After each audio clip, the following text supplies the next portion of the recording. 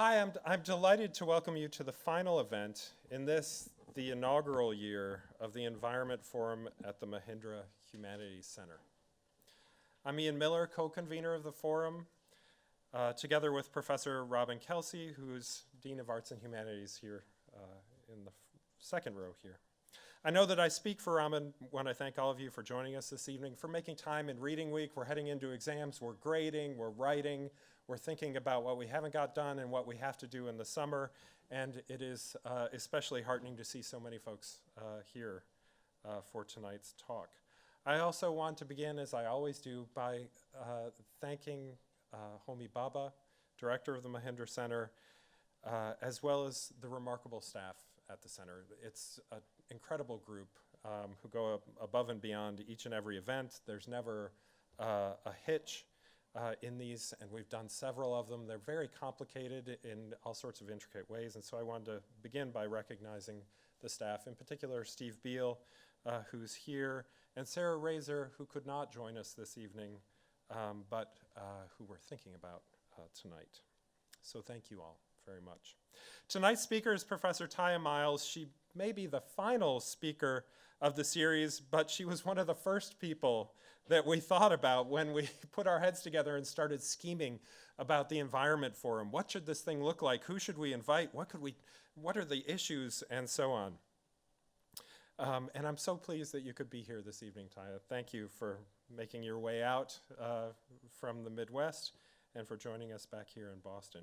Professor Miles' work really needs little introduction for many of you, but I can't resist, so I'm going to do the ritual introduction because it's so good and so rich. She's Mary Henrietta Graham Distinguished University Professor, along with several other ancillary professorships at the University of Michigan, and the author of numerous works that each seem to burst the confines of some kind of orthodoxy, some kind of thinking that constrains our thought.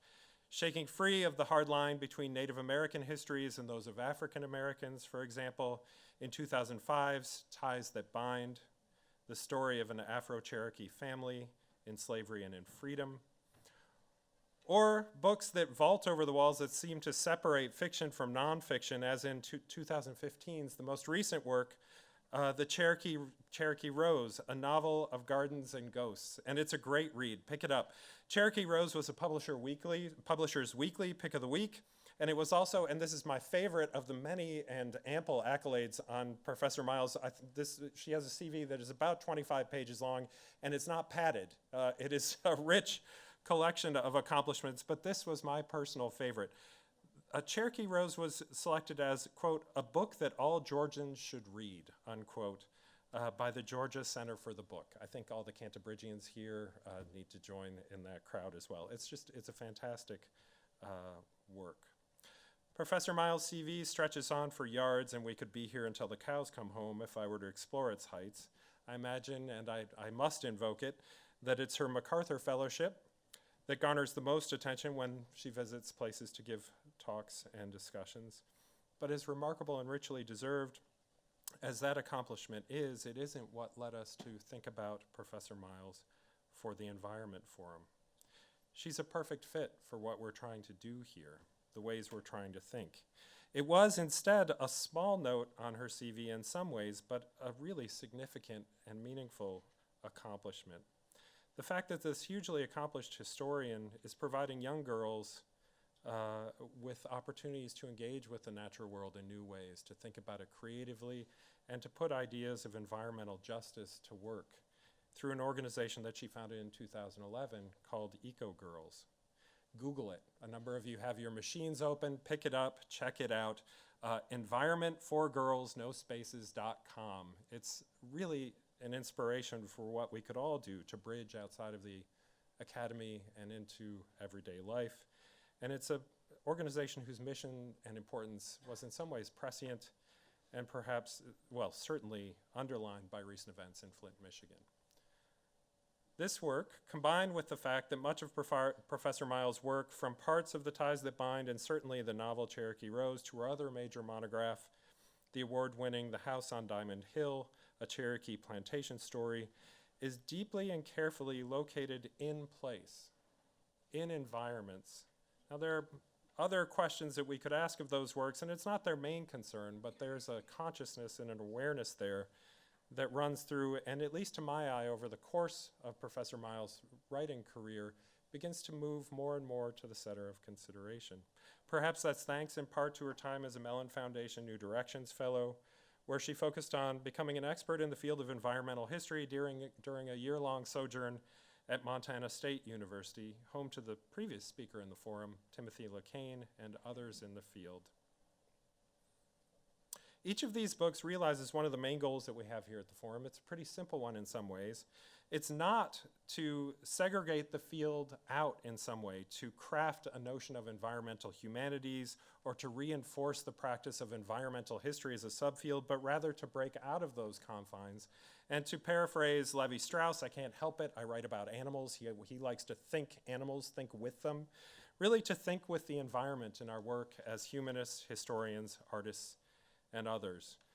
We are, to paraphrase one of my undergraduates who's not here, she's writing her paper, which is due in 24 hours, so I can cite her without her becoming bashful, to be environmentally honest. This is her theme in our work as humanists and historians. That is, to consider how thinking with the natural world might help us to rethink our practice as intellectuals, as artists, as citizens, to perform that most difficult trick of academic magic, to ask new questions. With that rather lengthy introduction, please join me in welcoming Professor Tiya Miles back to Harvard, her alma mater.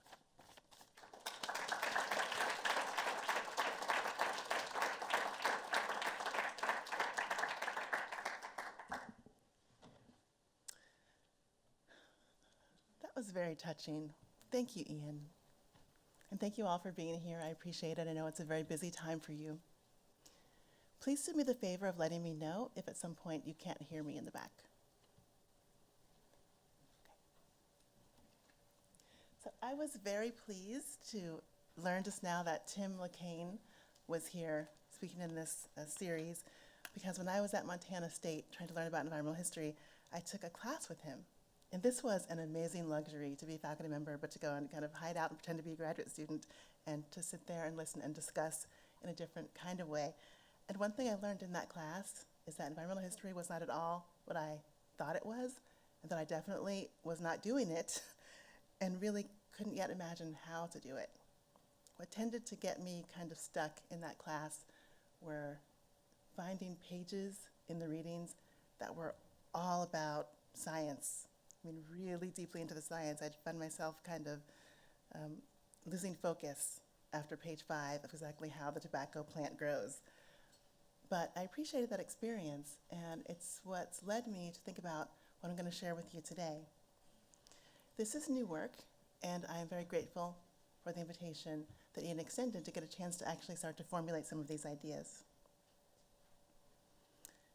Some of you may know that the title of my talk comes from a poem by Langston Hughes, and it's a poem called Ive Known Rivers. This poem is familiar to some of us, I think, from our high school or college classrooms. That's where I first read it, and it was written by Hughes in the early part of his professional career. I'm going to read it for you now. It's not very long, but it is beautiful.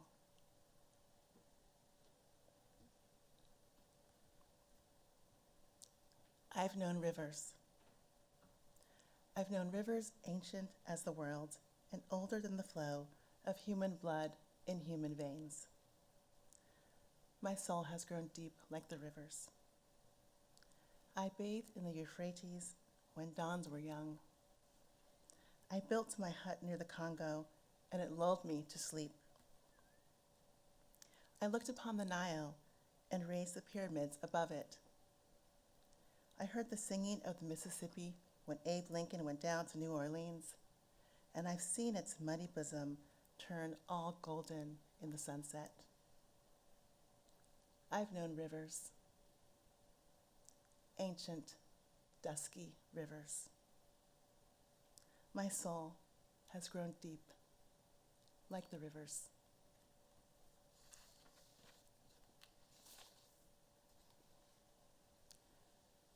The literary critic Arnold Rampersad has described this poem as exploring themes of death and eternal spiritual life in a symbolic world in which the river represents the Black race as a maternal, primal source. When I first encountered the poem many years ago, I was focused on Hughes's lyricism and the tug I felt toward an Afrocentric aesthetic upon encountering his words. I felt a sense of an age-old Black diasporic culture that felt misty with the weight of time. But I didn't dwell much on the rivers themselves. I didn't think about these rivers conjured by the poet as physical, material entities with histories and ecologies of their own. The rivers claimed by Hughes's narrator faded into the far reaches of my awareness, even as I was being invited to know them. So my fairly inattentive focus on natural features in this poem echoed my lived experience of growing up near a critically important waterway, the Ohio River. I was born and raised in Cincinnati, Ohio. This was the majestic river town once known as the Queen City of the West. It's a place whose name means beautiful river in Iroquois. And it's a place that left its mark on me. When I was very young, I contracted an infection, which is caused by fungal spores that are partial to the Ohio River Valley. And this infection destroyed much of my retina, causing near blindness in my left eye. And then as an older child, I saw the Ohio River freeze. It froze 12 inches deep, which was a rare occurrence in the 20th century. In January of '77, the month that I turned 7 years old, Cincinnati saw its second coldest winter on record. Among a stretch of 28 days below zero, the low reached minus 25 degrees. According to hydrologist Julie Reed, this extreme cold, coupled with a low flow, is what resulted in such a thick freeze. '77 and '78 were 2 years among the 14 times out of 126 winters on record that the Ohio River froze. These are some photographs of that freeze, and over the Easter holiday, I went home and asked my dad if he could dig out some of the pictures showing when he took me and my little sister to walk on the river. That's us on the right-hand side. And when I saw the photographs that he dug out, I was shocked. That's Kentucky. We were so far out on the river. My father is crazy, but in a good way. And that's not my dad, by the way. That's someone who my father said was taking our picture because he was shocked that we were out so far. To this day, I don't think that any of the mothers or grandmothers in our family knew he was going to do that. But he wanted us to have an experience that might be the last one we might have. And it seems that he was right about that. When I was doing research trying to find old pictures about this moment, I came across an article that talked about, quote, the old timers who can still remember when the Ohio River froze. And I realized that I'm in that group because I kind of remember. I was seven. I'm in the red coat. My sister's 4. She's in the blue coat. And I kind of remember how exhilarating it was, how awestruck we felt, and how we couldn't believe that we were walking across a surface that was normally such a threat and so dangerous. But even though my health had been seriously affected by living near this water, and even though I hadn't walked on it, I never really thought of it as an active presence. I never thought of its physical makeup. I never thought of its capacity for change. I never really reflected on it. And I wouldn't reflect on it until I first read Toni Morrison's novel, Beloved, actually here on this campus in a class on Black women's history. In that novel, which many of you have read or will soon read, an enslaved woman who has escaped is haunted by the daughter whose life she has taken to save that daughter, to rescue her from slavery. And crossing the Ohio River is a very important passage in that novel. So I read that novel in a class. Most of it went over my head. I didn't understand it at all. But the Ohio River part I did get, and it stuck with me. And I felt very fortunate to have lived in a place where I could see that river all the time. I started to get a sense of the importance of the Ohio as a liquid line between the free states and the slave states. And I had the feeling that I had grown up in a place that had taken on mystical connotations in African American abolitionist histories. But that's about as far as I went as a 20-something reader. I still didn't know the river and anything that went beyond a romantic connection. I didn't know the river in any way approaching the focus of Langston Hughes's narrator, and arguably of my enslaved ancestors who hailed from Kentucky on my father's side. So being here with you this evening gives me the opportunity to think about this notion out loud for the first time. The notion of knowing the river as a theme in the history of African American slavery and resistance. What does it mean to know rivers for enslaved Black people and in a broader African American cultural tradition that grew out of this difficult past? Did Black people evidence an environmental consciousness? Is there such a thing as an Afro-ecological perspective? And finally, are there any insights or practices in this history for all of us to hold on to and to examine more closely as we face environmental crises of multiple and great proportions in the 21st century? My route into these questions will be through the terrain of enslavement and escape in the 19th century, and I've selected 2 chapters in that history that have broad cultural salience to think through. The first is the dramatic and highly publicized story of Margaret Garner, a woman seeking her freedom in 1850s Kentucky and Ohio. And the second is the set of folkloric tales tied to Igbo people in the Southeast, who are said to have jumped into the water and flown back to Africa.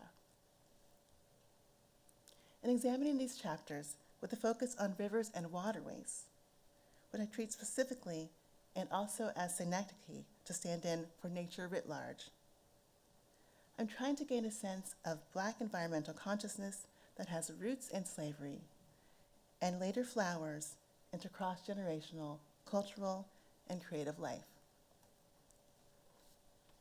So I am a scholar of slavery studies and maybe a wannabe environmental historian, but I'm not quite there yet.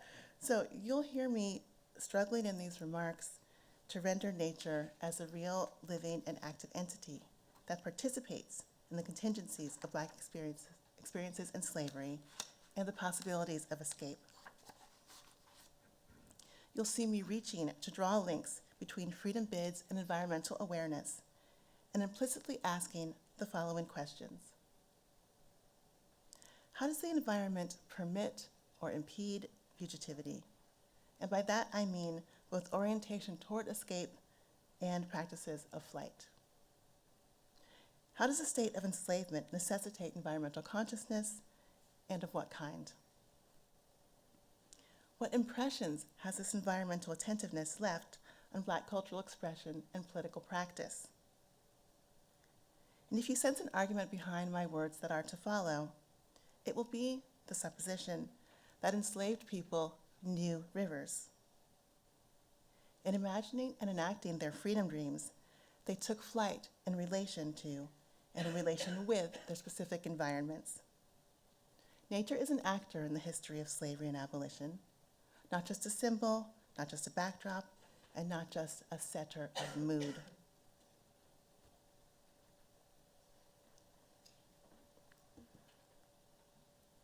First, I'll focus on Margaret Garner's story. Margaret Garner's tragic story comes down to us primarily by way of newspapers from the 1850s that sensationalized her unprecedented trial in a Cincinnati courtroom. Garner was a young African-American woman held as a slave in rural Kentucky and likely sexually abused repeatedly by her owner, Archibald Gaines, since her teenage years. Margaret was permitted to marry, and she partnered with a man named Robert Garner, who was enslaved on a nearby plantation. Margaret had 4 children and was pregnant again by the time she reached the age of 22. These children were the progeny of Margaret and her husband Robert, and also, indicators strongly suggest, of the man who claimed to own her. In the freezing month of January, in the winter of 1856, Margaret and Robert set in motion a hazardous plan engineered by Robert.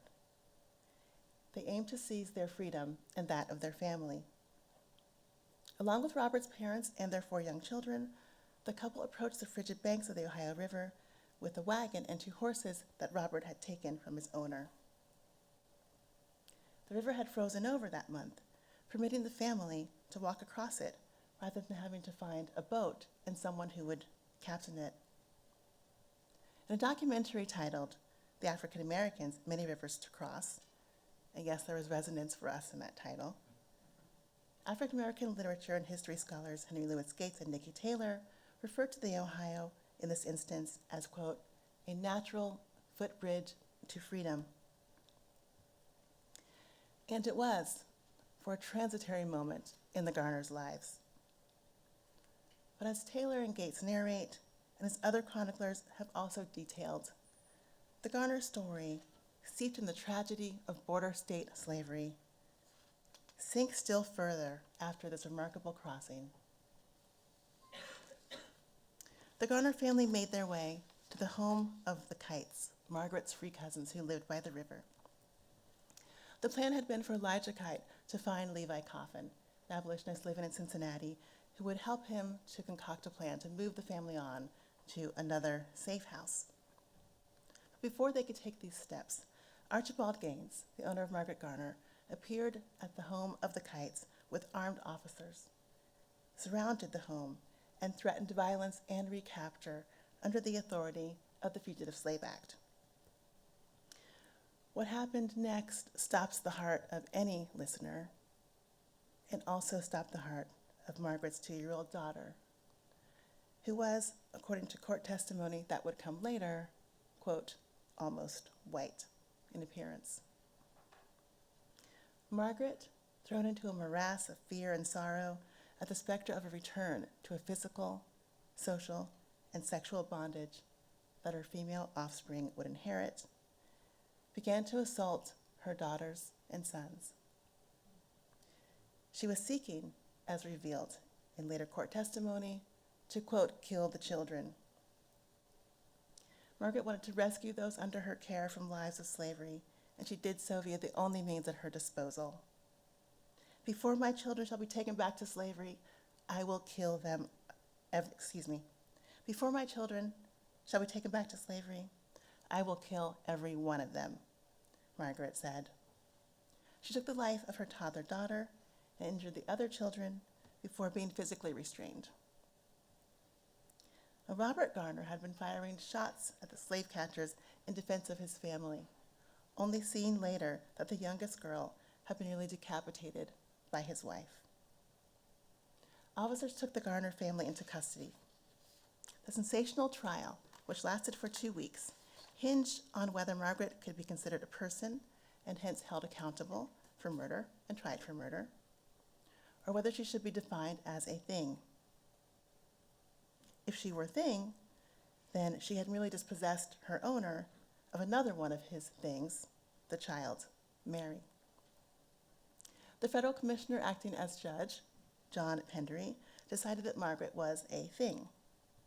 She and her family were returned to Gaines, but she would not be tried for murder, and Gaines promptly shipped them downriver to Arkansas, New Orleans, and Mississippi to protect the value of his property, and also, as scholars Stephen Weisenberger and Nikki Taylor have argued, to protect Southern male honor and white societal honor. During a steamboat accident en route to the Deep South, Margaret lost her infant to the Mississippi River, and this was likely an attempt at both infanticide and suicide, but Margaret was actually saved. 2 years later, Margaret died of typhoid fever, and her husband Robert would go on to fight in the Civil War that the family's deceased daughters would never see the fruits of. This event is unique in its particulars, but representative of collective trials and traumas that slavery inflicted on Black women and families. It has been reimagined and expressed by Black artists in multiple forms because of its power, dating all the way back to the mid-19th century and stretching into our contemporary times. Most recently and significantly, Toni Morrison's novel, Beloved, offered an imaginary, revelatory, and painful rendering of the life of Setha, a character modeled by Morrison after Margaret Garner. Morrison's version of the story has been retold in film and rewritten for an opera titled Margaret Garner. In the 19th century, African-American writer and political commentator Frances Ellen Watkins Harper composed a poem inspired by the story. Harper's poem, The Slave Mother, A Tale of the Ohio, features an enslaved mother fleeing across the river, only to later take her children's lives to save them from what Harper describes as their darkly threatened doom.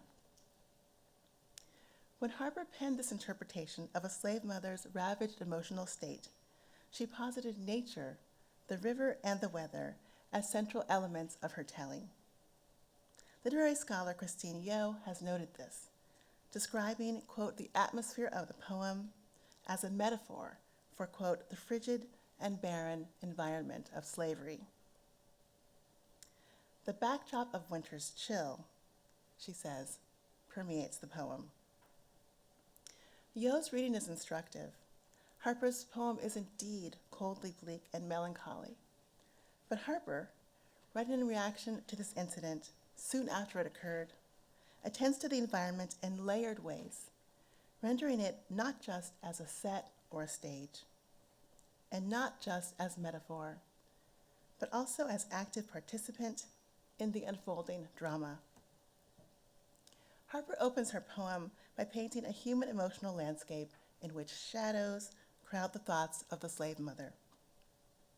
Once this mother decides to run, features of the environment rise as material members of her emotional and arguably social world. Part 2 of Harper's poem, which details the escape, begins with the line, quote, winter and night were on the earth.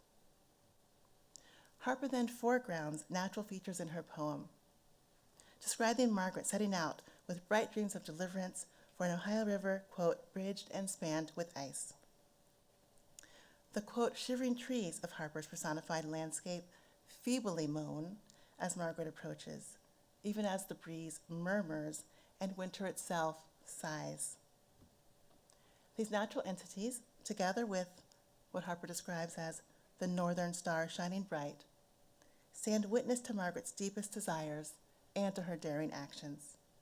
They feel with her, moan with her, and ultimately deliver her into a shallow respite of liberty. Frances sees the river and its surrounding environs, as did Margaret and her family. The stunning elements of Margaret Garner's story are manifold, as are its miseries. In interpreting it, many of us have long treated the river itself as a stage, as a metaphor, its activated presence and natural ecology fading from our focus. The river was frozen when the Garners crossed, we say, before moving on to the bloody scene of, quote, child murder. But what would we see if we paused at the banks of the river, as the Garners did in their escape, and as Frances Harper did in her poem? Historian Nikki Taylor's new book on Margaret Garner begins to take us down this road. In it, Taylor devotes 2 pages to thinking about the winter weather, and she discusses the peril the family faced in stepping out onto that ice, which she describes as an unnatural walking surface. Taylor writes that, quote, any misstep on a fragile section of the ice could have cracked it, sending some or all of the Garners to an icy death. But this terrible risk seemed worth taking at moments when the river became an ice bridge or a winter bridge, in the words of newspaper articles at the time, which sped the efficiency of transport. attempting to cross in warmer weather carried even greater risk for this family, the risk of failure, the risk of recapture. The Garners, and Robert in particular, knew the river. He understood, as Taylor points out, that January and February presented the best potential for a frozen waterway, and that a frozen waterway presented the best potential for actually making it to freedom. This knowledge, Taylor asserts, was, quote, invaluable to the fugitives. So the Garners fled, and perhaps they would not have done so on that particular night had the weather or water behaved differently. Perhaps the Garners had been planning such an escape for weeks or even years and needed such a natural occurrence to enact it. If so, the Garners were not the only people held in bondage who closely watched the waterways. 9 others also escaped that evening in what the Chicago Tribune newspaper disparagingly called a stampede of slaves. In a separate story recalled by the Ohio-based abolitionist Levi Coffin, a Black woman named Eliza Harris also traversed the Ohio to freedom on that frozen footbridge. Eliza had been enslaved in Kentucky, across the way from Ripley, Ohio, where her owner planned to sell her child due to monetary problems. Coffin writes in his reminiscences, quote, "When she found that it," meaning the child, "was to be taken from her, she was filled with grief and dismay, and resolved to make her escape that night if possible. She watched her opportunity. She started with her child in her arms and walked straight toward the Ohio River. She knew that it was frozen over at that season of the year and hoped to cross without difficulty on the ice," end quote. The harrowing flight of Eliza Harris has been seared into our cultural memory by way of its retelling in Harriet Beecher Stowe's best-selling novel, Uncle Tom's Cabin. As Coffin relates, and as Stowe dramatizes, Eliza did not find the river fully frozen as she had hoped and anticipated when she left. Coffin writes, quote, "When she reached its banks at daylight, she found that the ice had broken up and was slowly drifting in large cakes." Coffin details Eliza's calculations as she waits a day, hoping the freeze will harden, even as slave catchers approach her hiding place.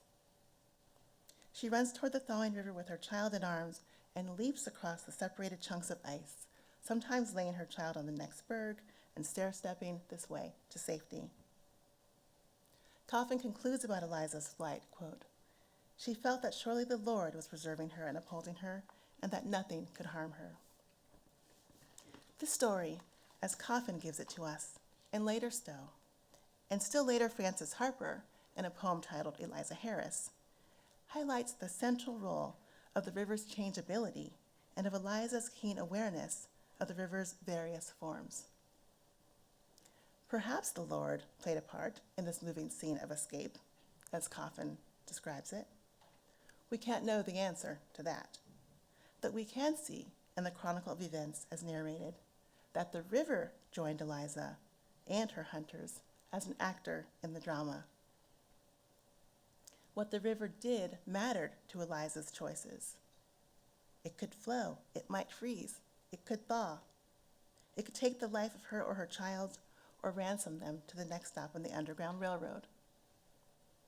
Eliza chose to ride the river, unsure of its allegiances, concluding that a divine power, perhaps with the authority to direct the changing faces of nature, oversaw all. Indeed, as Frances Harper wrote in her poem about Eliza, quote, "With her step on the ice and her arm on her child, the danger was fearful, the pathway was wild, but aided by heaven, she gained a free shore where the friends of humanity opened their door." I found in actually trying to look at this river that I grew up on for my talk with you tonight that the Ohio River is peculiar. It's the 4th largest river in North America as measured by flow or discharge, and yet it's the only one among the big rivers that does not join directly with an ocean.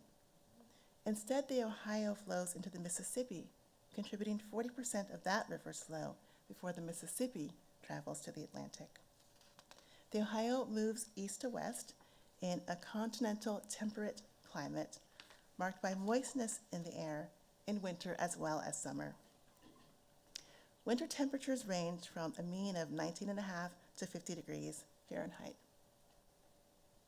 The winters that saw temperatures low enough and long enough to freeze the waterway were unusual, but not fully unpredictable. The Ohio River changes in certain ways and according to certain rhythms. Eliza Harris, the Garners, and other enslaved people held in Kentucky must have been hyper aware of this.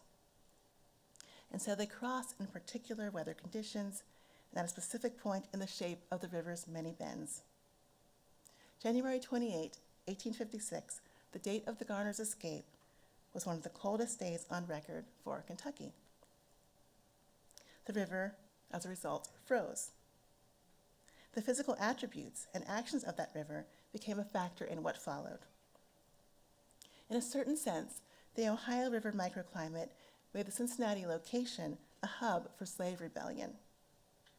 The same perhaps cannot be said for other rivers, such as the Mississippi, where I have yet to hear of recorded ice bridge escapes. If you know of one, please tell me.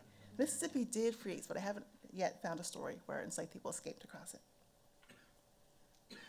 The Garners and all of those who escaped during the frozen winters were part of a riverine ecology, a set of relationships between organisms that linked them to the river in a strong, if invisible, net. Nature could support or impede enslaved people's escape plots. The river became a player in their life dramas, albeit a player that takes no sides. And there may be more that we can draw out from the frozen Ohio beyond these individual stories. What this river did and the ways that people responded may have affected political outcomes as well. Although weather data has only been collected on the river since 1874, we do have a colloquial record of its freezing patterns in the 19th century.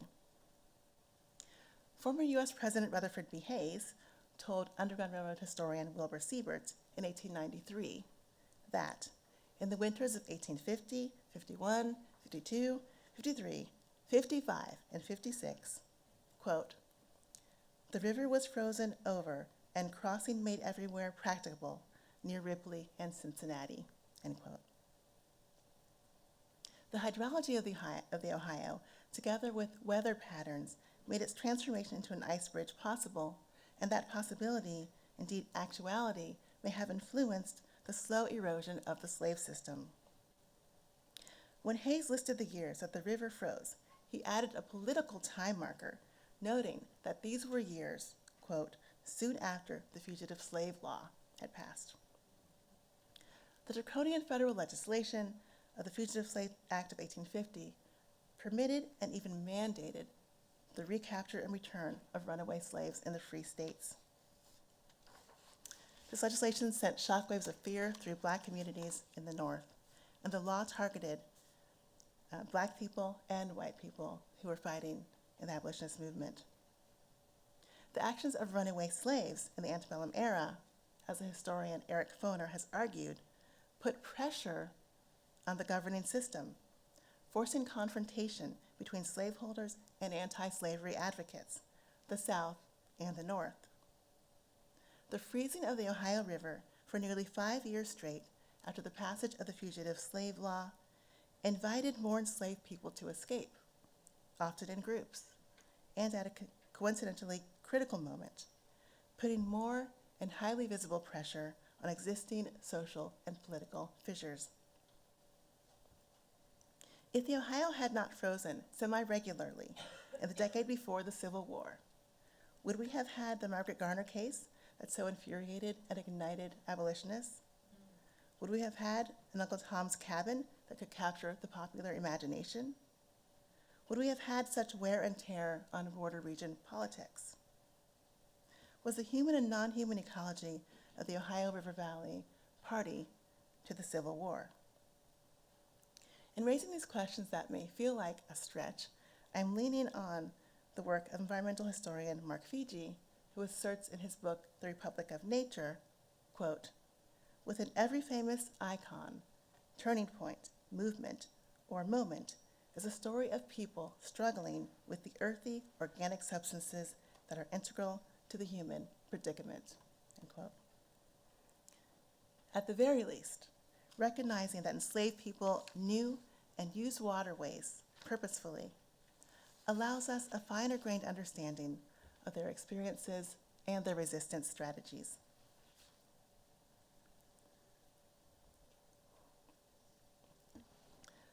So I'm moving now into my second example, and this will actually be shorter than the first example. And I'm shifting away from the Midwest and the border south to the coastal southeast. I'm going to begin by describing an event and then relate it to those stories that I mentioned earlier, the flying African tales. On Skidaway Island, outside of Savannah, Georgia, a ship docked in May of 1803. This vessel was loaded with souls collected from the west coast of Africa. Many of the people on board were of the Igbo nation. Brokers working on behalf of planters John Cooper and Thomas Spalding purchased a group of these newly arrived people and put them on another ship en route to St. Simon's Island. The ship would travel along a very deep interior waterway, now called Dunbar Creek. And this waterway allowed the passage of ships very easily in between the sea islands and the mainland. Near the bank of this creek, the captured Igbos rebelled, capsizing the ship. A terrified overseer, along with 2 sailors, died while trying to swim away. The Igbos leapt off the ship, sinking into the waters at a place that is now called Igbo Landing, which is on Dunbar Creek, on St. Simon's Island in Georgia. The assessment of this event, put forward by a white witness at the time, was that the Igbos purposefully took their own lives because they could not bear feeling caught up in claustrophobic circumstances on the ship, and they panicked. That witness, named William Mean, was a local slave trader who penned a letter to a plantation owner named Pierce Butler, but bluntly recounting the moment. Mean wrote, quote, "Spalding and Cooper bought a whole cargo of Igbos. The Negroes rose by being confined in a small vessel. The Negroes took to the marsh," end quote. Mean's letter also sympathetically details the death of the overseer, who he describes as a poor fellow, who had been, quote, "frightened, and when swimming ashore, he with 2 sailors were drowned." When turning to a description of the lost African lives, Mean's words take on a pecuniary cast. He says, "The investors in this cargo had, quote, lost at least 10 or 12, recovering them besides, being subject to an expense of $10 a head for salvage," end quote. So in the slave trader's view, the financial cost of retrieving cadavers from the water was the important point to be reckoned with and shared. This expensive outcome could have been avoided, Mean implies in his missive, if it were not for the, quote, mismanagement of Mr. Cooper's overseer. He becomes a tragic persona in his telling. A participant in the slave trade, Mean did not see this event as a human tragedy for the Africans or as an act of resistance that carried political resonances. He saw it instead as a desperate reaction that cut into the bottom line. Now, this specific event in Georgia, an Igbo uprising on St. Simon's Island, may have sparked a suite of stories known as the Flying African Tales. And at the end of these tales, the Igbos, instead of drowning, fly back home to Africa. Although there is no clear evidence that a single event marks the origins of these tales, scholars have posited the link, and it is apparent that formerly enslaved people's own stories about magical flight and their own stories about the Igbo uprising overlap. Lore about the men and women who flew back to Africa from the coast of Georgia and the Carolinas during the period of chattel slavery was handed down orally across generations of residents, often described as Gullah Geechees, and more recently termed Low Country Creoles by the historian Etta Fields Black. The stories that emerge from these communities, and perhaps the particular waterways of and near Dunbar Creek, have become a rich source of collective identity and meaning. Found primarily in Georgia records, the flying motif is recognized across regions and has yielded stunning works of African American art, including, again, Toni Morrison's novel, Song of Solomon, different one this time though, Holly Marshall's novel, Praise Song for the Widow, Virginia Hamilton's children's book, The People Who Could Fly, Julie Dash's film, Daughters of the Dust, and Carrie Mae Weems's photographs in the Sea Island series.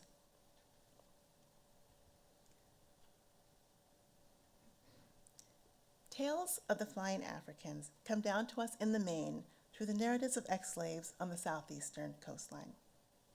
23 reports of flying Africans appear in the interviews of the state-based Georgia Writers Project. Now, this is a problematic source, which was compiled when local interviewers, many of them white, asked leading and biased questions of African Americans formerly enslaved living on the coast.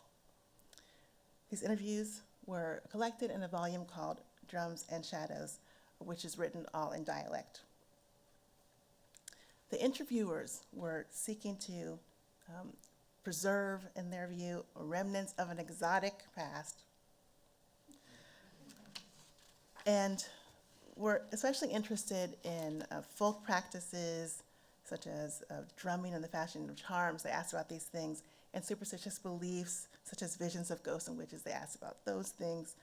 They weren't interested in too much else, and so that means that this collection is limited. However, this is the only place where we have primary accounts about the flying African tales, and so it becomes important nevertheless.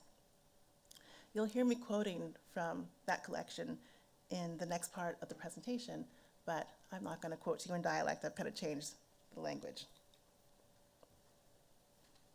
The flying African accounts, as retold by formerly enslaved people in Georgia, offer testimony, often 2 to 3 generations removed, about the ability of an oppressed people who had been seized from their homelands to resist the physical and psychological brutality of bondage. By accessing forms of magic hidden to their slaveholder captors, the protagonists of these stories flew like birds over the Atlantic Ocean back to the places of their births. One formerly enslaved man, Thomas Smith, credited the original homeland as the source of this secret power, citing events from the book of Exodus in the Bible as evidence that, quote, Africa was a land of magic power since the beginning of history, and asserting that this power was transportable across the Middle Passage. Well, then, he continued, the descendants of Africans have the same gift to do unnatural things. I've heard the story of the flying Africans, and I sure believe it happened, end quote. As religious studies scholar Timothy Powell has explained, these flight tales are narratives of transformation that reshape, quote, the hardships of slavery into the magical powers of freedom, end quote. Significant to our topic, waterways figured in these stories as special places for the activation of these magical powers. The fine African tales are evidence of a collective resistant spirit that relies on spirituality as well as features of the natural world for its enactment. They are also evidence of a living oral tradition that took on varying emphases in the voices of multiple tellers to reflect the changing moments and circumstances of slavery. Across the different versions of this tale, interviewees often indicate that they had been told the story at an earlier point in their lives by an eyewitness who'd been born in Africa.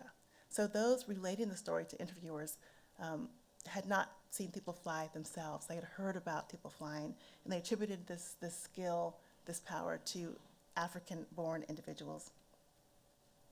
Jack Wilson, one of the interviewees, stated, quote, some had magic power which came to them from way back in Africa. If they believed in this magic, they could escape and fly back to Africa. James Moore said, quote, "They say the people brought from Africa in slavery times could disappear and fly right back to Africa. From the things I see myself, I believe that they could do this." In a little bit longer example, Mose Brown reported that, quote, "My gran used to tell me about folks flying back to Africa. A man and his wife brought from Africa. When they found out they were slaves and got treated so hard, they just fretted and fretted. One day they were standing with some other slaves, and all of a sudden they said, 'We're going back to Africa, so goodbye, goodbye.' Then they flew right out of sight." And next I'm going to read to you one of the longest descriptions of flying Africans that I found in this record, and this was told by Shad Hall. He's describing an act of flight in response to a threatened punishment. He said, "Those folks could fly too. Their master was fixing to tie them up to whip them. They said, 'Master, you ain't gonna lick me,' and with that they ran down to the river. The overseer, he sure thought he'd catch them when they got to that river, but before he could get them, they rose up in the air and flew away. They flew right back to Africa." In Hall's rendition, the river was a meaningful destination for the Africans, who had to reach that particular spot on the landscape before they were able to take flight. Another formerly enslaved Georgia resident, Floyd White, narrated the Igbo landing event as a failed attempt at flight that nevertheless highlighted the river as a special place. Floyd White said, "Heard about the Igbo's landing? That's the place where they brought the Igbo over in a slave ship, and when they got there, they didn't like it, so they all started singing, and they marched right down in the river to march back to Africa. But they weren't able to get there. They drowned." The marching motion that Floyd White describes, as historian Michael Gomez has pointed out in his examination of South Carolina flying African accounts, has similarities to the ring shout, a religious ritual among enslaved blacks that was believed to open communication with the ancestors. In these stories, water is an essential element in Black resistance and metaphysical transformation. The storytellers use water as a bridge to freedom, which circles us back to the ice bridge in the Margaret Garner story. Scholars have seized on these formerly enslaved people's accounts of the Igbo landing uprising to think about alternative consciousness and the strength of enslaved people during a period of intense trauma. According to this view, the Igbos consciously resisted their enslavement, seeing suicide as preferable to lives of bondage. Embedded in their action of walking into the water was the West African-based cultural belief that by drowning, they could transport themselves spiritually, thereby flying back to their homeland. Michael Gomez, again, has explained this interpretation, noting as a matter of context that planters tended to avoid Igbo slaves, stereotyping them as suicidal. In an analysis of Igbo cultural beliefs about death, burial, and suicide in Africa, Gomez concludes that, quote, "For the Igbo then, suicide was perhaps the ultimate form of resistance, as it contained within it the seed for regeneration and renewal. The story of Igbo landing is an attempt to convey this message that something more profound than simple suicide had taken place," end quote. Taken as a whole, the suite of flying African stories told by former bondspeople on the southeast coast positions the Igbo landing event, as well as other conflicts between enslaver and slave, as moments that defied reason, as moments during which the oppressed could refuse and be transported. These tales of transcendence through flight and escape emerged from a fluid landscape and might only have been imaginable in such an environment. Water represented power and possibility, motion and magic to the enslaved and to their descendants. Flying African and Igbo landing stories, told by Low-Country Creoles, evoke the water as a place of spiritual power that serves as a fluid launchpad for flight. As Shad Hall put it, they ran down to the river. The overseer, he sure thought he'd catch them when they got to the river, but before he could get them, they rose up in the air and flew away. From the deep waters of Dunbar Creek emerged a deep well of stories, not only about slavery, but also about the natural world. Those stories tell us that the waterways meandering through the lives of marginalized people help them access powers of transformation for fighting the system of chattel bondage. The weight of water in the African American experience of the coastal Southeast ripples into wider domains of Black Southern life, including recurring religious references to the River Jordan as a locus of spiritual crossing, as well as a long tradition of communal water baptism in rivers and creeks. The reverence for water in African American religious traditions may echo, Michael Gomez says, Yoruba, Fon, and Akan affinities for water, and the Bakongo spiritual belief that ancestors dwelled in a world underneath the waters. As silent witness to Black oppression and resistance, and as a place of transformation and final rest, water has played a consequential role. Contests over oppression and the refusal to be dehumanized were also waged through water. Euro-American slaveholders constructed an entrenched system of bondage along the fertile coasts and sodden, snake-infested rice fields of the Low Country, imprinting memories of trauma onto the lives of the enslaved against the backdrops of water-rich landscapes. Among many other strategies of noncompliance to their objectification, African Americans created an imaginative story world that enlisted water as an enabler of their survival. Through the foregoing examples of the frozen Ohio that Margaret Garner crossed, and the coastal waterways where enslaved Igbo soared on the wings of their spirits, I suggest that the experiences and indeed histories of slavery and resistance should exist in a larger interpretive ecology that centrally includes the natural world. I encourage us to see nature and its elements as more than backdrops where human things happened, but rather as features, forces, and players in those happenings, and as living, changing entities with which enslaved people entered into complex relationship. Bondspeople held a critical awareness of their environments that we have perhaps overlooked while laboring over the decades to research and write their histories. That awareness was not just practical, but also cultural, seeping into the seedbed of African America's most powerful storytelling. So beyond gaining a sense of enslaved people's multifaceted existences and a wider view of their modes of psychological and physical refusals to be slaves, what does seeing the rivers and knowing the rivers through an African American ecocultural lens show us? I have two thoughts on this, nascent thoughts. First, nature was a force to be reckoned with and a source of leverage in individual and organized resistance struggles.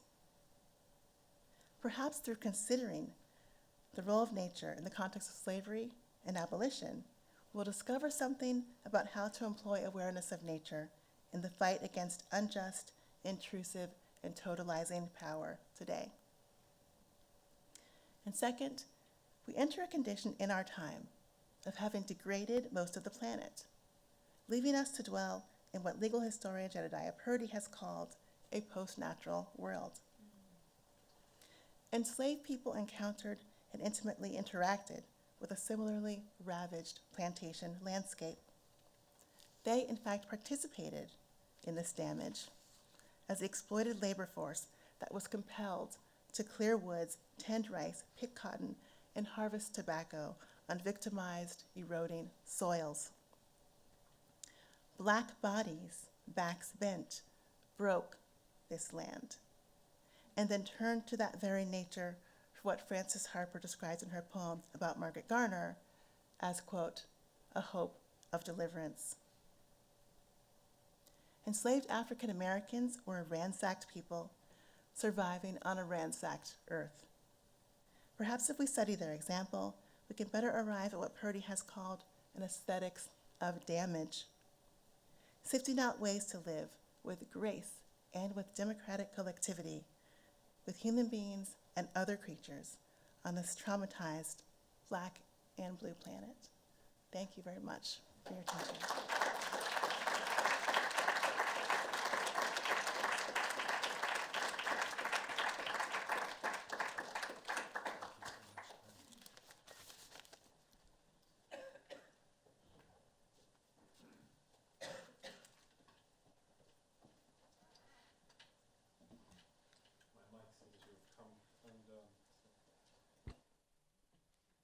Thank you so much, Tiya, for that last point is powerful and palpable. In fact, as many of you will know, Jedediah Purdy was the second speaker in our series, actually, so we're seeing some nice continuity through things. So what we'll do, that's wonderful, thank you. What we'll do now is to open the floor for questions. I will field the questions, so catch my eye if you have a question or a query for Tiya, and I'll move us along. I ask that you do us all a favor and let us know who you are when you ask your question. So perhaps your relationship to this work in particular, or just where you're from, one way or the other. So without further ado, thank you, and let's open the floor for questions.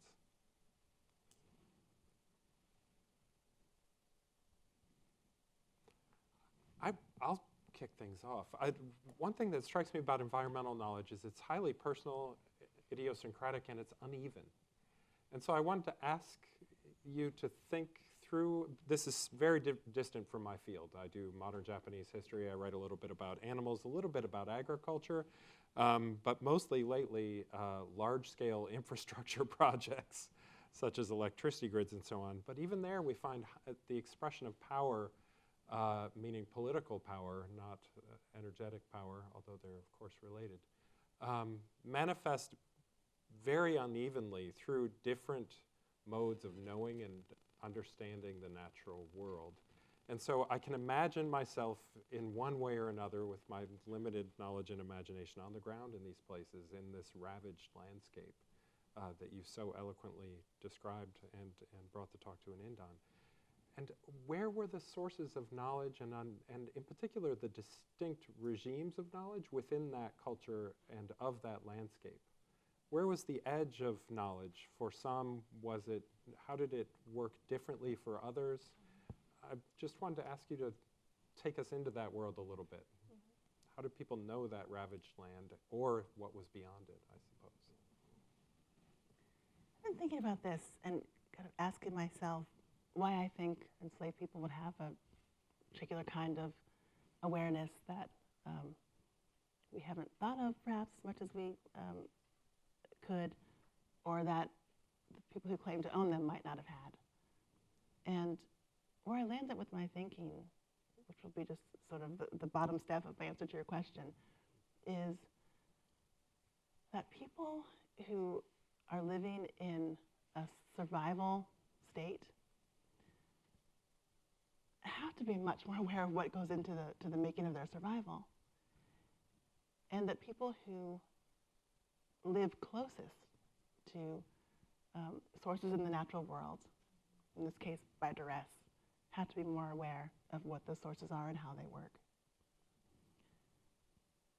So at a very basic level, people at the lowest rung of society, whose forced job it is to prop up everyone else, have to have cultivated a more detailed, kind of more nuanced and even more applied knowledge of all the material things that go into making that world than those who were more privileged. But within that, of course, there would have been differences. So in the Robert Garner story, one thing that Nikki Taylor points out in her book is that Robert Garner, he was a man, he traveled, his owner sent him to Cincinnati to do things. That mobility would have given him a broader picture of what that environment looked like, and would have led him to have different kinds of points of focus, different kinds of skills than perhaps Margaret Garner would have had, or than his mother would have had. So gender would have played a major role. The kinds of labor people did would have played a major role, and so on. Informing the sense of possibilities, what might have lied beyond. You know, if an edge is familiar, you've spent time thinking about what's beyond it. I had not thought about the gender component clearly in that regard. So let's come here in the front, please. Hi, thank you, Tiya. My name is Trina, and I live and work in Boston, and I do organizing work and social justice work, and I've worked for some environmental justice organizations, and I feel very connected to the issue. But my response is that I was born in Louisville, Kentucky, and so I remember as a child in the 70s when the river froze, and I just remember, I guess my grandmother may have told stories about that history. I didn't even retain any of that, and it makes me wonder, it makes me want to go home and call my mom and ask her about that. But I guess my question is, if I had a question, if I could articulate one, is if you could talk about how this resonates with Black people's relationship to land right now. And I do a lot of work with youth and in Black communities, and our relationship to nature and to land and even waterways are still very fractured and still very ruptured. And our spiritual and psychological and emotional connection is also ruptured too. So I would ask you if you can talk about how that resonates with what's happening right now. Thank you. Thank you for that question. And I think you put it beautifully. And I think you articulated my answer in the question. My thought on that is that there's sort of a contradictory relationship to the land. That on the one hand, we may have these positive memories of being down south, working the land. At the same time, those memories are overshadowed by economic deprivation and duress, and the feeling that getting away from rural areas was moving on to a better kind of life. So when we think about urban farming, this is one of those issues that must have those multiple valences wrapped up within it. On the one hand, people are perhaps excited to turn vacant lots into community gardens and about all the bounty that can bring to a community, both emotional and in terms of health. But also, many of these folks, generations ago, they wanted to leave that behind. And so what does it mean that we're saying your future looks like being a farmer again? I also think that when I say we, I'm talking about African Americans, speaking overly broadly, so please forgive me for that. But I think that we sort of function with stereotypes that might have a little bit of reality in them about distance from outside, distance from nature. I definitely have found that in my project Eco Girls, where when we sometimes take some of the girls in our program to various places in northern Michigan, that they didn't really identify with being a part of their state or part of the place where they lived, and their reaction is, I'm afraid of the dark, I'm afraid of bugs, and I don't want to get close to fish, and a real sense of distance. But not many generations ago, their grandparents would have known how to fish and known how to do things outside. So I think there's a lot of contradiction and tension in that relationship, but that we can keep working on it. I have a number of questions. We'll come first to Emmanuel, then to the middle here, and I recognize you up here on the left too. Thank you, Tiya, for just a wonderful talk. I have two specific thoughts, and perhaps they are more thoughts than questions, about ways in which perhaps some of the things you've explored can be connected to other things. In terms of, I'm an Akan from West Africa, so I understand the reverence for water. Most of the important deities among the Asante are connected to rivers. The mother of all deities, the sea, and I can go on and on. But so in terms of the origins of these stories about Igbo landing, I can see the West African influence. What I'm wondering is about the retelling of these stories over generations, and perhaps the possible interface with Christian influences. Yeah. In the Old Testament, the connection between rivers, exile, spiritual homeland, clear. Jews in exile, they gather around rivers. So that is one thought. And then the second, in the last decade or two, West African archaeologists have become very interested in what they call conflict landscapes. And they've been looking in particular at landscapes of slavery, both in terms of land, but also even in terms of water. So, for example, Ganvier, a lake in Benin, and the work of the archaeologist J. Cameron Monroe, and things like that. And I think there might be important insights from this. I look at your retelling of the Ohio and its peculiar capacity to be both a waterway, and sometimes you're walking on it. And so it's both water and land in very interesting ways, and how you could play with that and some of the insights that come from conflict landscapes. Thank you for those comments. I agree with you on your perspective that Christian influence is a part of what's going on with the connection to water, most definitely, and that it all gets kind of mixed up in the way the stories come out. There's one example that I read where the interviewee is citing the Bible for information about Africa. I think that's a clear example of exactly what you're talking about. And I really like this term, conflict landscapes. I think that's a helpful category to think with. Thank you. We'll come here to the center, and there are two questions right next to one another. And then, thank you so much for that wonderful tell us talk. who you are. Oh, my name is Ajantha Subramanian. I am an anthropologist, and much of my work has been on nature and the politics around nature. So Linda Nash, who's an environmental historian, has this really wonderful, extremely short and useful essay, which is titled The Agency of Nature, or the Nature of Agency.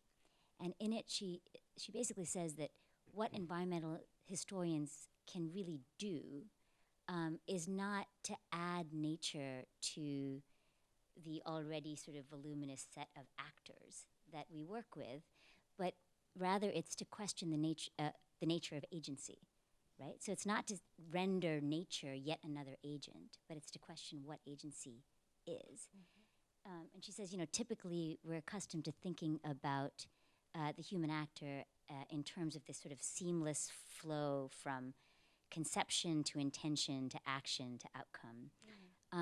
And what gets left out is how environmentally embedded all of this is, and right? So how landscapes, how the material world constitutes every part of that sequence, right? From conception all the way to outcome. And when I was listening to your talk, I mean, it sort of struck me that in a way, every action that you narrated, of resistance on the part of the enslaved was about conception, intention, action, and outcome, except that the river was conscripted, right, as part of the plot, right? So I wonder, and I was also struck when you were talking about your own relationship to the Ohio River, whose banks you lived on, and you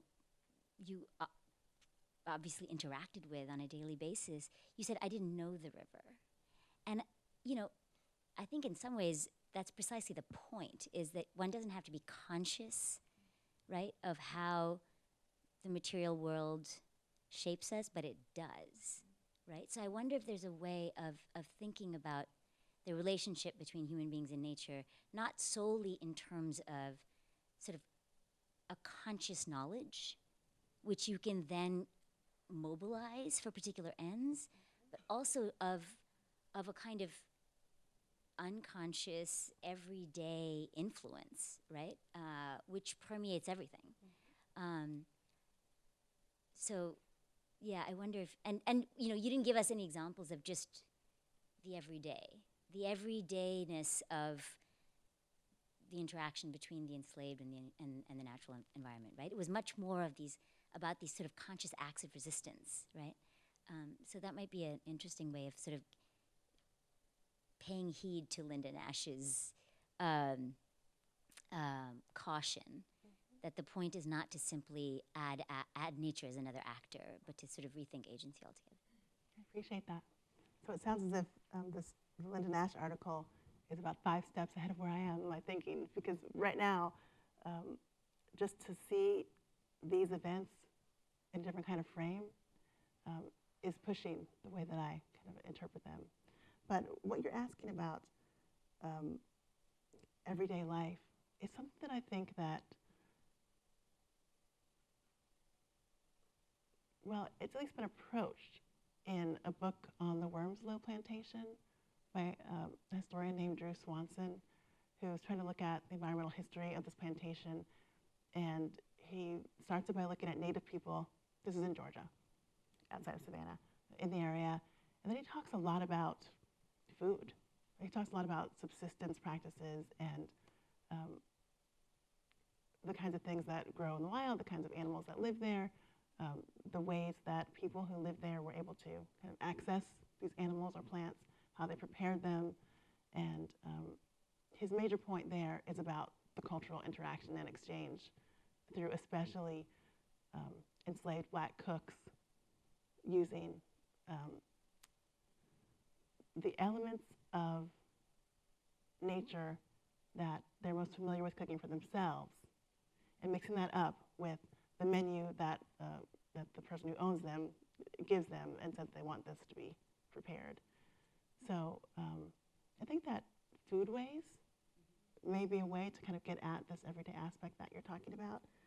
In terms of what's unconscious, oh goodness, I don't know how to get at that. I mean, literature can help us to get to that.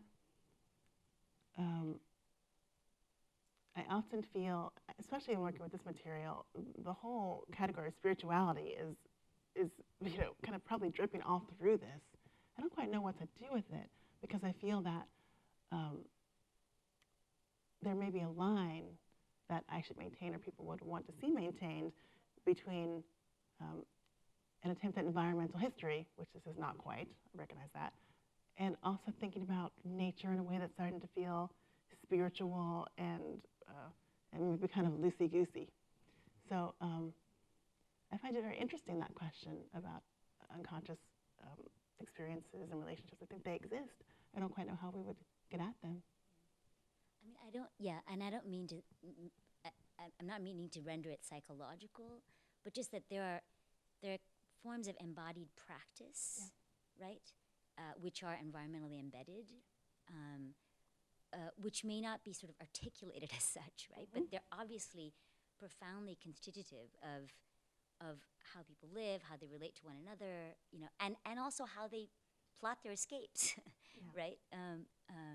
And that scale of just everyday practice, I think is actually a sort of a perfect repertoire to get at environmentally embedded subjectivity, you know. Hi, so I'm Evelyn Brooks Higginbotham in History and African American Studies at Harvard.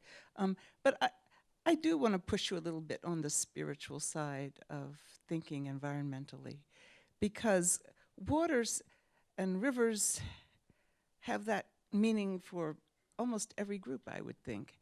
And they have both a profoundly restorative and therefore life-giving role that they play with vegetation around them. And they also have a death identity to them. Not just simply that people drown in the rivers, but rains come down and the rivers overflow. And I'm thinking about, for example, the case of Prosser's Gabriel, that revolt that he tried when those rains came and those bridges collapsed, and those images are both images of life and death, and they're so deeply rooted in a. I mean, we know them from a Judeo-Christian identity, most of us, but I'm sure this will be in many, many religions. But just the idea of baptism. And many black people, especially during this time, and even into the early 20th century, literally baptized in rivers. I wrote a history of a church in Washington, D.C., where a woman talks about how they were cracked the ice to baptize in Rock Creek, the park, Rock Creek Park, but the creek. But the idea that these rivers, when you go down into the water, that is death. And then when you come up out of the water, that is life. But that tension, that constant between life and death, is very much a part of, I think, the understanding of these slaves. I can think of an image, and I'm sure Vince knows this image, of this gravesite where the canoe it's a canoe there, and it's covered with, it's a slave gravesite. And the grave is a canoe, and it's got shells over it, and obviously it's got something to do with both death and life. I just think those two things. The last thing I want to tell you is I just wrote something, in fact, for an interview that I did with the National Park Service, and one of the points that I made was an experience that I had when I went to Grand Canyon, and then that same experience that came back to me reading Du Bois. Read Du Bois's Dark Water. Now, when he talks about flying over the Grand Canyon, and he looks down and he can see the Colorado River, and the way he talks about the Colorado River is in this both life-giving and death-giving, and he even has a chapter a little later on of beauty and death. But the way he sees that river as both people and as black women and as this fertility, and yet it's so far away and it's meandering in this rocky, death-like canyon of a world turned upside down, as he describes it. I mean, it's just really beautiful. I do think that those ideas of death and life, there's something going on with the slaves. But I do think also that it's not unique just to black people. Yeah. I agree with you, and this is something that I've been thinking about a little bit, and I thank you for those examples. To what extent is any of this, if not unique, then specific to African American experience, and how far can I push that point? And I think that where I come out on that is that there must be these kinds of understandings across cultural practices in terms of water, for sure. Yes, they are. Yes. So I think that the turn that I'd want to make, given that, is not to say that African Americans are the only ones who thought about water in this way, or enslaved people were the only ones, but instead that we haven't seen African American people as the kind of people to relate to the natural world in these kinds of ways, and that if we kind of shift our lens of where we look for nature or relationship with nature, toward black people, that we'll see something else in black life and black history, black culture, black knowledge that we didn't see before, and that something else can perhaps bring us to other insights, additional insights about culture and politics in different spheres as well. But I absolutely agree with you. It's not just a Black experience. Although the field of environmental history is remarkably homogeneous and very much focused on a white, largely Western American, but certainly a white American experience. So, young woman up here. Thank you. Hi, I'm Giovanna. I'm a first-year PhD in African American Studies with a primary in History of Art. So I'm thinking a lot about Ntozake Shange's, what is it, Sassafras, I have it, okay, Sassafras, Cypress, and Indigo. And I was reading a paper that really had to do with an eco-criticism of that work and thinking about specifically the role of botanics, of a diaspora memory that is embodied and both embodied and organized by a certain kind of attention to nature, to environment. And so as I was thinking about that in regards to your talk, and there in the freezing of the river, I was wondering, what can this idea of freezing, this shift of the water, this change of state, where it's not a drowning that's happening, and even if the ice were to crack and you fall, you might die from being frozen before drowning. I mean, I don't know. This hasn't happened to me. But I think about, what is the history of slavery, or in the United States, in colder climates, in the North? How can this attention to environment, to freezing as a different state of water, and this is a different set of botanical conditions, a different set of environmental conditions, I think, than the South. I think, what can your reading and essentially your method offer that kind of inquiry? Thank you for that question. I've been doing some research on slavery in the North, in Detroit in particular, and what I've been able to kind of take note of, to see in that context, has been influenced by these questions. And I think that I am seeing that social landscape differently just by having some of these questions in the back of my head. So slavery develops depending upon the environment and what grows there, what can grow there, what can be developed to turn a profit there. And in the Detroit area, that product is animal pelts, kind of animal furs. And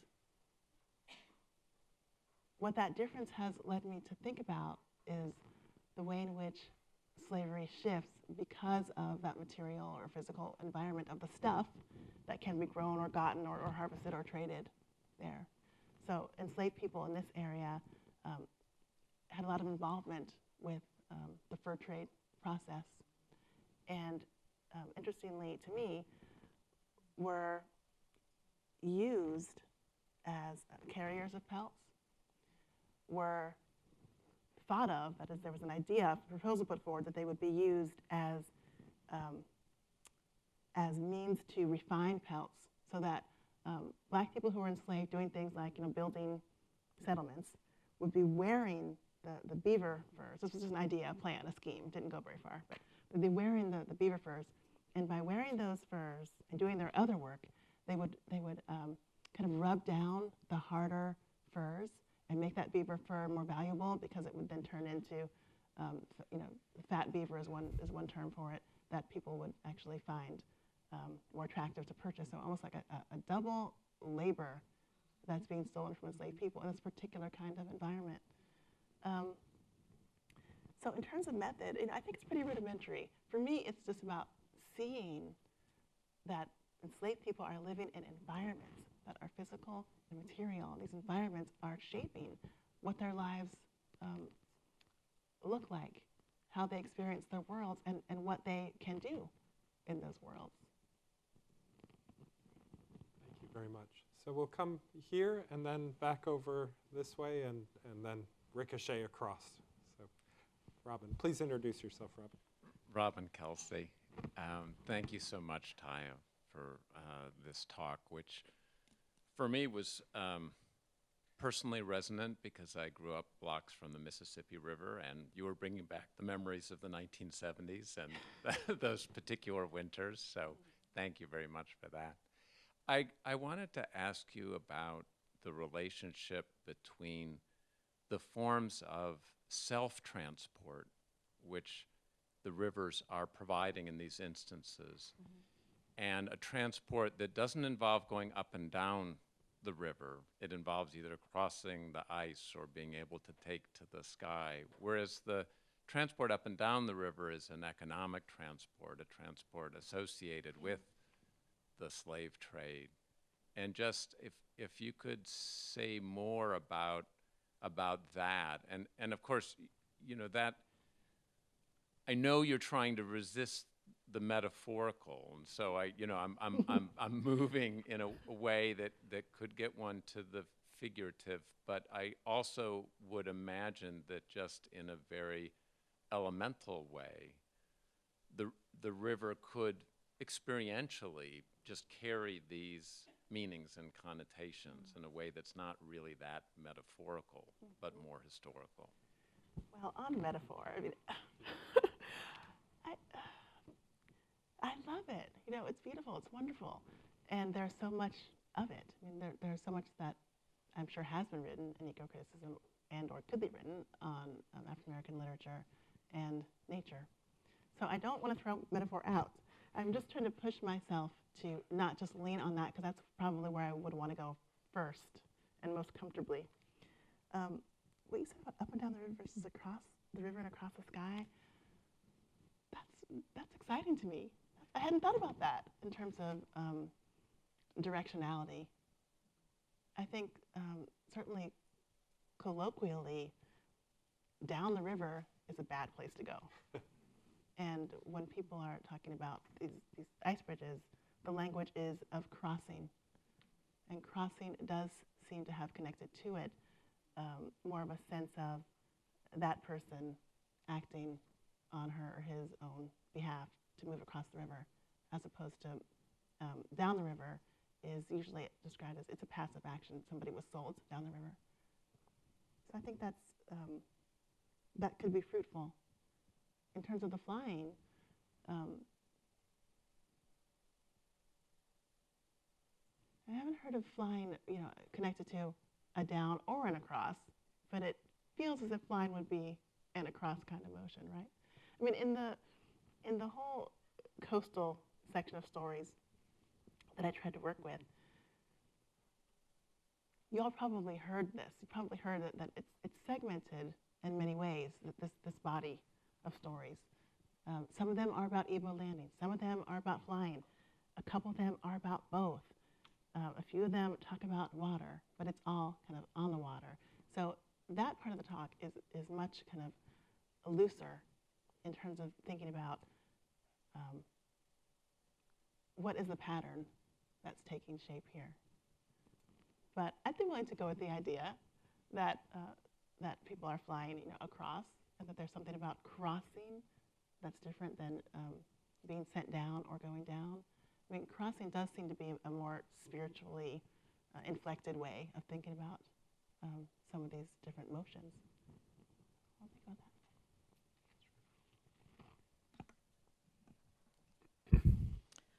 Hi, my name is Vicky Hassan, and I'm a filmmaker that's currently working on a project involving Harriet Tubman. And I wanted to come just to see how you would approach this topic. I'm sure you're familiar with her raid on the Combahee River and the use of enslaved Africans, the 100,000 plus that had escaped that horrific institution, using, you know, the moss on the side of the trees and the stars and various herbs and whatever to assist them. And, you know, as I was listening to you, so many things resonated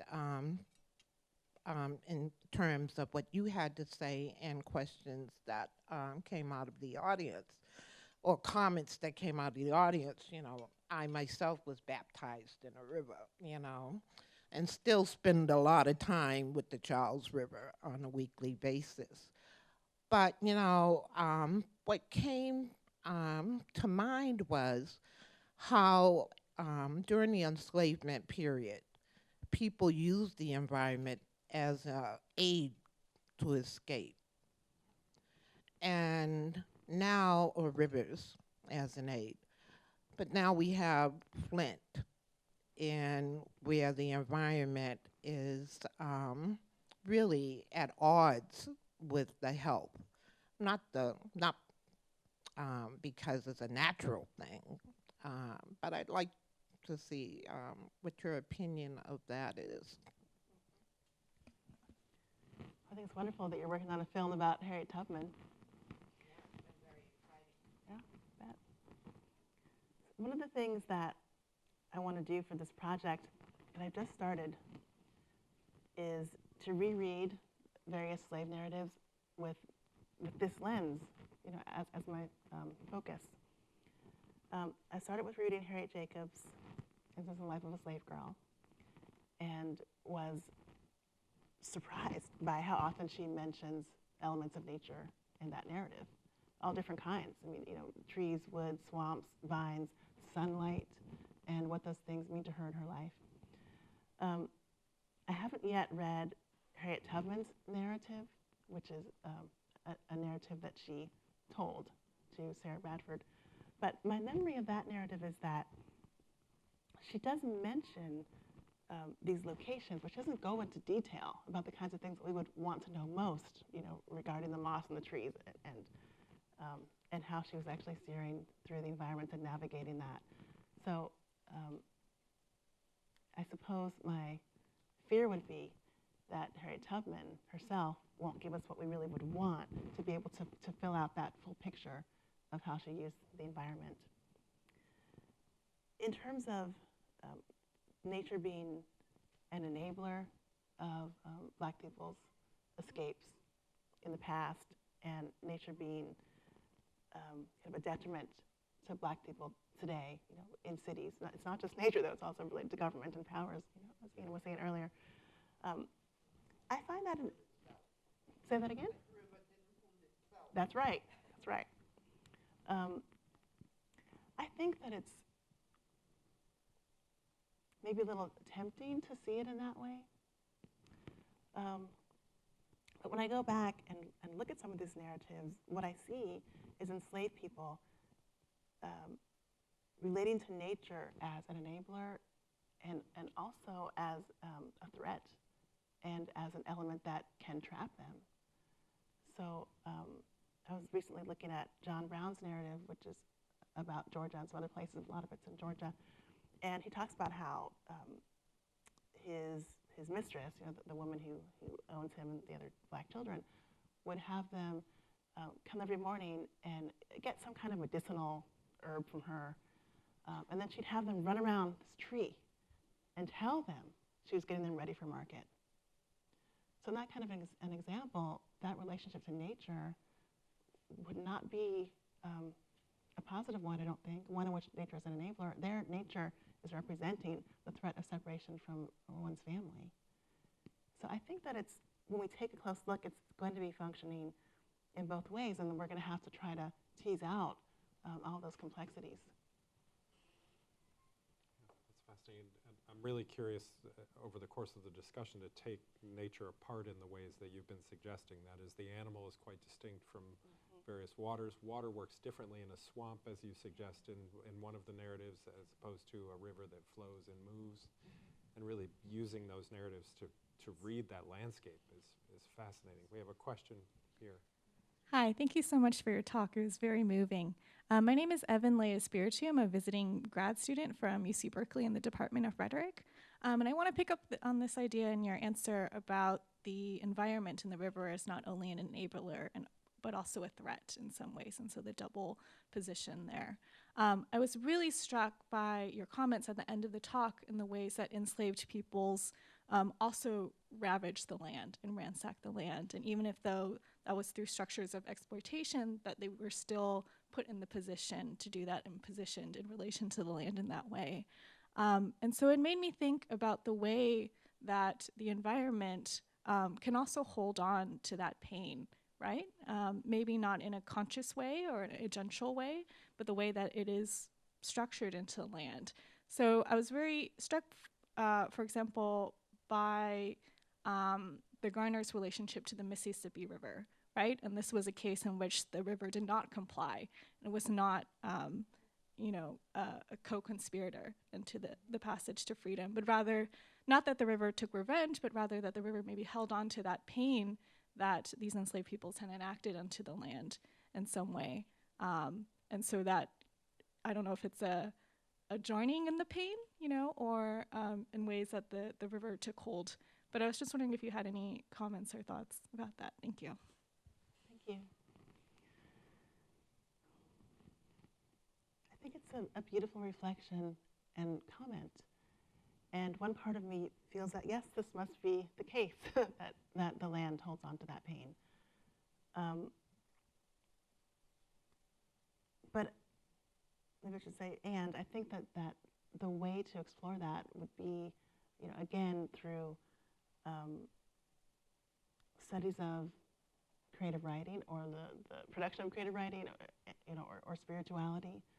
It would be hard to, I think, try to approach that kind of question in a history unless pain could be translated into physical manifestation of damage. And then I think that you could see that in the landscape that enslaved people have worked in those damaged soils that I kind of alluded to in the last parts of my comment. So I've seen a variety of hands up. I want to ask, if you have a question, signal, and we're going to take at least two, and Tiya, I'll allow you to respond to them. We'll take them in series. Start here and then come over here. And just please, if you could both offer your question for Tiya, and then we'll allow her to respond to both as by way of closing. Hi, I'm Liat Sfiro. I'm a graduate student in the history department. Not to embarrass her, but I recall from Professor Chaplin's first book a quite intense focus on water management in the Lower South. And so I guess I'm wondering if we think about water management under slavery as an anxious pursuit, how that would also relate to questions of sort of knowledge in practice and implicit types of skills, and also, again, sort of technologies of exploitation of different types. That's a fabulous question. It gets to comparative questions as well via Joyce's work. Yes? Sure. Can you hear me? Yeah. Hi, Tiya. Thank you so much for this talk. I'm Kendra Field. I'm a fellow here at the Warren Center this year. I wanted to ask about how your longstanding work at the intersection of African American and Native American histories has shaped your approach to these questions. And I guess specifically it seems, in Ties That Bind, you write really beautifully about kind of the erasure of African Americans from kind of the historiography of Indian removal and of land displacement, and then the effects on interactions between African Americans and Native Americans. And it seems to me that that you're speaking to a clear and present erasure of African Americans from what should be an obvious and direct through line, right? And on the other hand, you have in Native American studies, a much more visible relation, albeit often romanticized. And I wonder if you could talk a little bit about that paradox. Yeah, the ecological Indian debate. Yeah. Well, thank you for both of those questions. On the water management point, I agree, that would be a whole other way and a fruitful way to think about enslaved people's relationships with environments. I think especially in the ricing area, where those kinds of skills and technologies were